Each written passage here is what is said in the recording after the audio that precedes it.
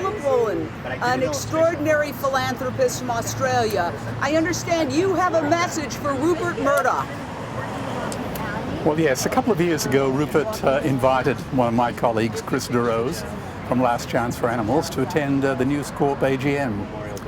And Rupert also invited him to ask a question, and Rupert also promised to answer the question himself.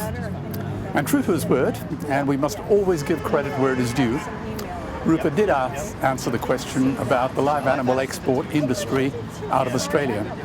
Now let's face it, this is not an industry, it's an atrocity. So Chris asked him a question about how he felt about the ethics of this grubby trade. And Rupert roundly and resoundingly condemned it. Full marks to him there too. Now, it wasn't very long after that, there was a dreadful experience of one of Rupert's companies in the United Kingdom infringing upon the privacy of a family under the most dreadful circumstances, where a young daughter was murdered,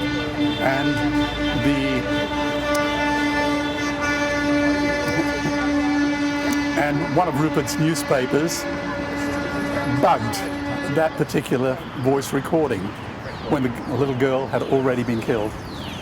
Now, Rupert said that that newspaper did not live up to his ethical standards, and he did something that no one expected. He shut the newspaper down. 100 years of newspaper history. Once again, full marks, full credit where it's due.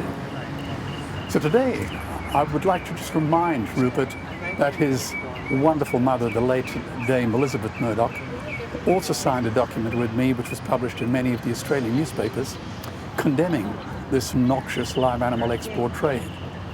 So he and his mum both rejected this dreadful industry.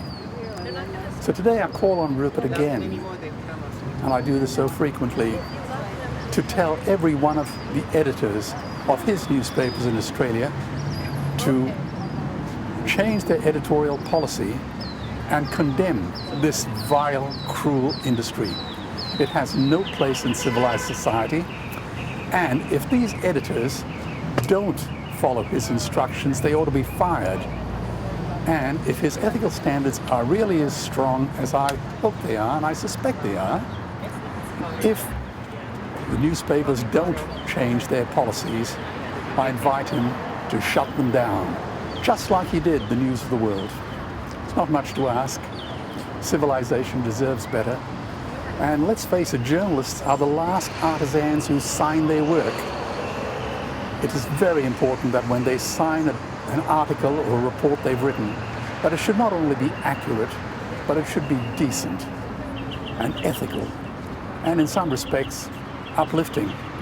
Because of the many things that we lack nowadays, decency and ethics in journalism is really important. And I hope Rupert will take this on board. And one last thing, sir. You are a world-famous philanthropist and a business leader in Australia.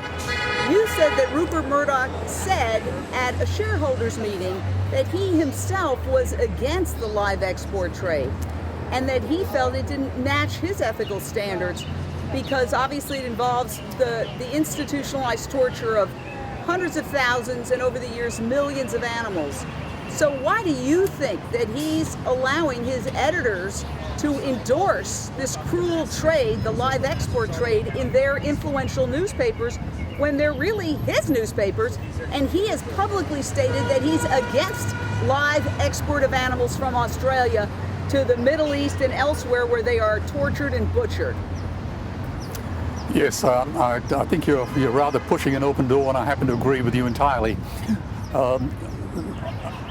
Our animals are sent on those ghastly death ships to the Middle East and Indonesia, where they have their eyes stabbed out and their tendons are slashed. Every penny I invested in the Basatine slaughterhouses in Cairo in Egypt was utterly wasted. The cruelty that exists there is just as egregious as ever. Now, Rupert did say, anticipating a question like the one you just asked, that we give him more credit than he deserves. In other words, he was saying that he doesn't exert that much editorial influence upon the newspapers further down the line. Now, I don't know how accurate that is, but I'm willing to give him the benefit of the doubt. But I would suggest that if he really is serious, all it takes is one group email saying, from now on, we want equal coverage about the animal rights issue on the live animal export trade. And I'm not just talking about sheep and cattle, but all other animals as well. For example, Australia is a significant exporter of goats, for example. And the export of animals to kangaroos as well to China.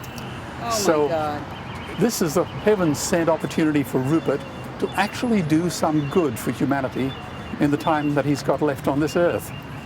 And I think the last accolade that Rupert could receive, that he hasn't received already, is if he can stop industries like this dead in their tracks, I would be the first to endorse his nomination for a Nobel Prize. Oh my gosh. Well, thank you so much. I appreciate you taking the time.